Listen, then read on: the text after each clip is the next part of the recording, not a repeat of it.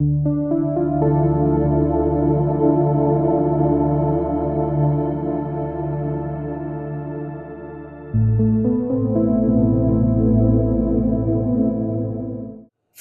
صحافی نے انکشاف کیا ہے کہ اطالوی دارالحکومت ویٹیکن کے ہزاروں پادری دعائیہ تقریبات کے بعد مذہبی لبادے اتار کر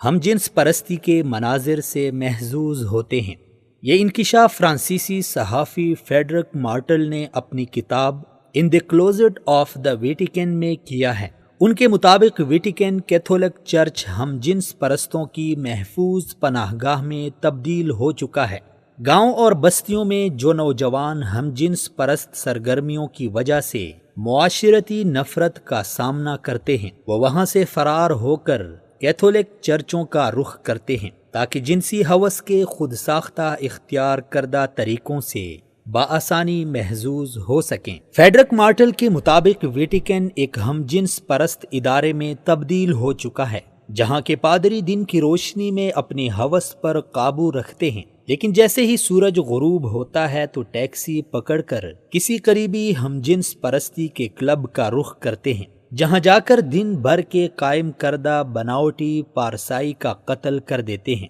مارٹل کے مطابق ویٹیکن کے 80% پادری ہم جنس پرستی میں ملوث ہیں۔ اگرچہ یہ پادری اپنی اعلانیہ آوازوں میں ہم جنس پرستی کی مذمت کرتے ہیں، تاہم تنہائی میں وہ انہی افعال کا ارتکاب کرتے ہیں جن کی اعلانیہ مخالفت کرتے رہتے ہیں۔ فریڈرک مارٹل خود بھی ہم جنس پرست ہیں، ان کو ہم جنس پرستی پر کوئی اعتراض نہیں۔ اپنی کتاب میں وہ ہم جنس پرستی کے حوالے سے چرچ کی دوہری اخلاقیات کو بے نقاب کرنا چاہتے ہیں کہ چرچ میں یہ برائیاں عام ہیں لیکن انتہائی رازداری سے انجام پاتی ہیں تاکہ میڈیا میں آ کر سکینڈل کی شکل اختیار نہ کر لیں، جس سے یورپی معاشرے میں چرچ کی رہی سہی عزت کا بھی جنازہ نکل نہ جائے۔ فریڈرک مارٹل کے مطابق انہوں نے اس کتاب کو لکھنے سے پہلے تحقیق کے لیے کئی ملکوں کا سفر کیا، کلیسا کے 20 پادریوں اور ویٹیکن سے قربت رکھنے والے اسکولوں کے سربراہوں سمیت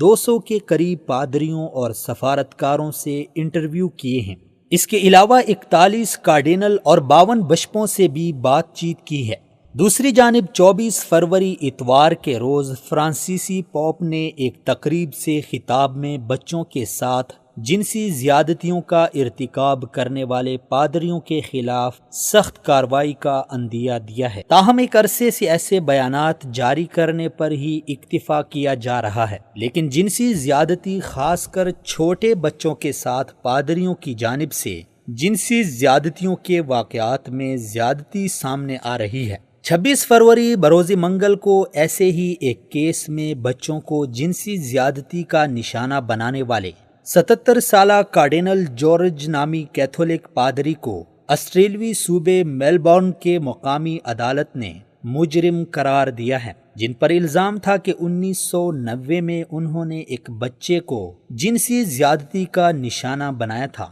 جبکہ اس سے پہلے 3 دیگر ایسے واقعات میں بھی اسے ملوث گردانا گیا۔ ویٹیکن کے قانون میں فطرتی طریقے سے پادریوں کو جنسی خواہشات کی تکمیل سے ممنوعیت کا سامنا ہے، جس کی وجہ سے بظاہر تو وہ پارسائی کا لبادہ اوڑے رہتے ہیں، تاہم نجی زندگی میں اکثر وہ بچوں کو زیادتی کا نشانہ بنانے سمیت ہم جنس پرستی میں ملوث ہوتے ہیں۔